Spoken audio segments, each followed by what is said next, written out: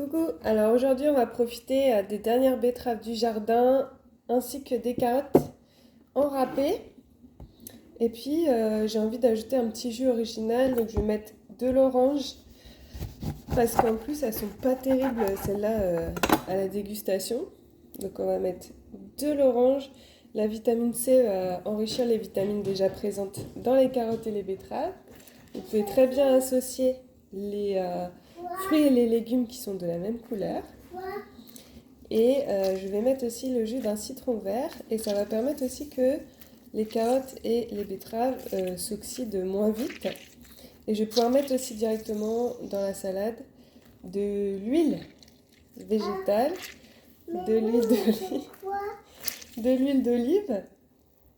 Ça c'est de l'orange. J'aime pas de l'huile d'olive. Mais si tu aimes l'huile d'olive. Non, Et donc on va mettre de l'huile d'olive ou d'autres huiles végétales riches en oméga, histoire de donner un petit goût de noisette sans aucun problème. Qu'est-ce que je vais ajouter d'autre après? Du sel, du poivre, peut-être des herbes, voilà, en fonction de l'envie et des goûts de chacun, parce que là, on a aussi des petites qui n'aiment pas tout, hein. Il y a certaines huiles végétales qui sont un peu fortes, comme l'huile de lin par exemple, qu'on va avoir tendance à mélanger, l'huile de noix aussi.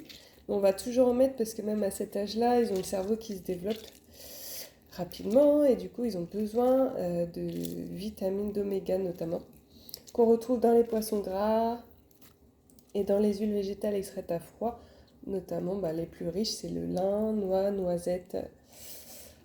Toutes celles qui rancissent vite et qui ont un goût prononcé. Alors, huile végétale plutôt biologique et extraite à froid, histoire qu'il n'y ait pas de pesticides, parce que les pesticides se logent dans les corps gras. Donc, c'est d'autant plus important pour les huiles végétales. Mais c'est tout. Allez, à bientôt et puis bon appétit.